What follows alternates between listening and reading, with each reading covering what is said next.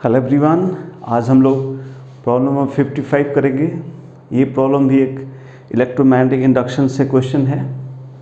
कहता है कि ये एक स्क्वायर लूप है जिसका लेंथ L है, पूरे लूप का मास m है और इसका रेजिस्टेंस R है। ये एक रीजन है जिसमें मैग्नेटिक फील्ड B है, B मैग्नेटिक फील्ड है into the plane of paper. ऐसे बोर्ड के अंदर एक B है, इसकी लंबाई 4L है। अब इसको हमको एक वेलोसिटी देना है, इस लूप को एक वेलोसिटी देना है v। वो ऐसी वेलोसिटी है कि the loop is given a velocity which is just sufficient to cross this field.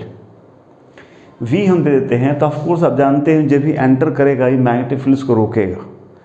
कहता वो इतना ही है कि जस्ट इसमें से बाहर आ सके, मतलब जब भी बाहर आएगा वो रेस्ट पे हो जाएगा। Just sufficient to cross the field. If the mass and resistance of the loop is mr, then find the time taken by loop to enter completely inside the loop, inside the field।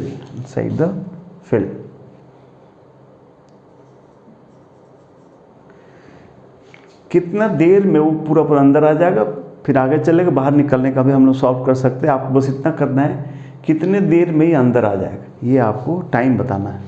ठीक है, तो आप question को try कीजिए, फिर मैं आपके लिए सॉल्यूशन रिप्रेजेंट करता हूँ। उम्मीद करते हैं आप इसको जरूर सॉल्व किए होंगे क्वेश्चन को। बढ़िया क्वेश्चन है, छोटा सा। देखिए ये वेलोसिटी मान लीजिए हम लोगों ने इसको v0 दिया है इनिशियल। तो अब जानते हैं जैसे अंदर आएगा इसको रिटार्डिंग फोर्स लगेगा, मैग्नेटिक फील्ड का फोर्स निकाला जाए फिर देखा जाए। तो अगर मान लीजिए ये अंदर आ चुका है थोड़ा सा, जब ये मान लीजिए ऐसा कहीं जनरल किसी पोजीशन पर मान लीजिए x अंदर आ चुका है टाइम t पर, तो इसकी वेलोसिटी थोड़ी घट के नया v0 से v हो गया होगा और यहाँ पे EMF जनरेट हुआ होगा BVL। सो इसमें करंट फ्लो हो रहा होगा BVL upon R, current EMF, motional EMF upon resistance. So जो फोर्स मैग्नेटिक फोर्स लग रहा होगा कितना, ILB, that is B square L square V upon R। ये फोर्स लग रहा होगा जो कि उसको रिटार्ड करेगा। तो टाइम निकालना है तो फिर हम लोग इसको FB को लिख सकते थे m dv by dt equal to minus क्योंकि ये इसको रिटार्ड कर रहा है अपन R। तो यहाँ से हम dv by v equal to लिख सकते हैं minus B square L square upon mr into dt। बस इसको इंटीग्रेट कर देंगे, अब आंसर आ जाएगा। लेकिन ये नहीं समझ आ रहा कि इसको हम करें तो कहाँ से करें। v0 ए लिमिट क्या पुट करें, जब तक अंदर आएगा उसकी वेलोसिटी तो पता होना चाहिए और टाइम बताना है। 0 से t है तो समझ में आ रहा कि 0 से t कर लेंगे, बट ये वेलोसिटी क्या लिखेंगे जब अंदर आएगा ये हमको नहीं पता है ना। तो वो कैसे करेंगे इसके बारे में हम लोग सोचा जाए कि वो काम कैसे होगा, वो कितना होगा। तो ये अगर हमको ये पता चले कि जब पूरा आएगा तो वेलोसिटी क्या हो जाएगा तो क्वेश्चन सॉल्व हो जाएगा। तो मेन वही चीज़ हमको सोचना है। एक काम करते वेलोसिटी का ट्रेंड देखते हैं कि जब x आता है तो वेलोसिटी कैसे बदलती है, तो शायद पता चले। तो वेलोसिटी निकालने के लिए इसको हम v dv बाई dx लिख लेते हैं, तो हो जाएगा mv dv बाई dx कर लेते हैं minus B square L square V upon R को। तो एक V से V कट गया तो ये हो जाएगा कितना, m dv equal to minus B square L square R dx। इसको इंटीग्रेट करें हम लोग 0 से x तक आने में कितना वेलोसिटी गेन हुआ, जो v0 से v हो जा रहा है। तो जगह v minus v0 equal to minus B square L square upon mr into x, that is v is v0 minus B square L square upon mr into x। यानी ये समझ में आया कि जो वेलोसिटी है वो लीनियरली घट रही है। लीनियरली घट रही है। ओके, लीनियरली घट रही है, तो जब ये अंदर आ जाएगा तो कुछ वेलोसिटी हो जाएगी। जब ये लूप अंदर चलेगा, इसके अंदर चलेगा, तो आप जानते हैं वेलोसिटी में कोई चेंज नहीं आएगा।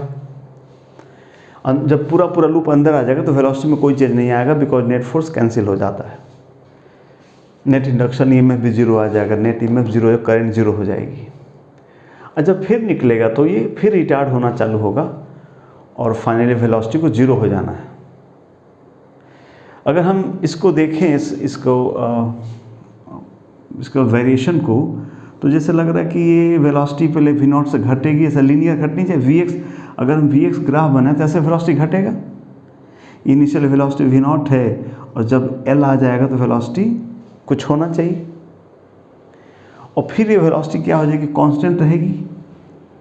वेलोसिटी कांस्टेंट रहेगी जब तक ये, कब तक, यहाँ कहाँ तक ऐसा रहेगा, जब तक ये पूरा लूप यहाँ तक ना आ जाए। यानी ये हेड कितना चल लिया होगा, 4L तक चल लिया होगा, ये एंड यहाँ आ गया होगा। इसके बाद जब निकलना चालू करेगा तो ये क्लियर है कि ये फिर से लीनियरली होगा, फोर्स जो भी होगा लीनियरली होगा। लीनियरली घट के इसको जीरो हो जाना है, तो लीनियरली घट के इसको जीरो हो जाना है फाइनली, और फोर्स एक जैसा ही लगेगा। मैग्नेटिक फोर्स तो एक जैसा ही लगेगा, बिकॉज इसमें कहीं और फैक्टर नहीं है। तो जैसे यहाँ से घट के ये हुआ, वहाँ से घट के ये हो रहा है, यानी ये ठीक जो ये बीच का पार्ट होगा वो आधा होगा, तभी ये काम हो सकता है। लीनियरली घट के कुछ हो जाए और फिर उतने देर में उतने ही दूर चल के लीनियरली घट के फिर जीरो हो जाए, उतने ही डिस्टेंस में। सो ये क्लियर हो रहा है कि ये इसको आधा हो जाना चाहिए, बिकॉज आते समय भी एल चलना हो, जाते समय भी एल ही चलना है और लीनियरली ही घटना है। तो इस बार भी आधा हो जाए और निकलते समय भी आधा घट के जीरो हो जाए लीनियरली, तो ये पॉसिबल तभी है जब ऐसा हो। इसका मतलब जब ये पूरा अंदर आ जाएगा तब वेलोसिटी इसकी v0/2 होनी चाहिए। यही इस क्वेश्चन में यही एक बात थी जो हमने किया, बाकी तो ऐसा कोई बड़ा क्वेश्चन नहीं है। यानी ये वेलोसिटी हमको v0/2 यहाँ होना चाहिए। यहाँ सब टाइम निकाल सकते हैं, तो ये हो जाएगा ln, माइनस इधर कर दे, लिमिट को उलट ले, तो ये हो जाएगा log 2 हो जाएगा, माइनस इधर कर दिया हमने, तो ln v0/v0/2 इज log 2। ठीक है, तो log 2 इक्वल हो जाएगा b² l² mr into T. So T बताना था, mr ln 2/b² l², this the answer. तो एक क्वेश्चन था EMI चैप्टर से। नेक्स्ट क्वेश्चन किसी और टॉपिक से करते हैं। Thank you.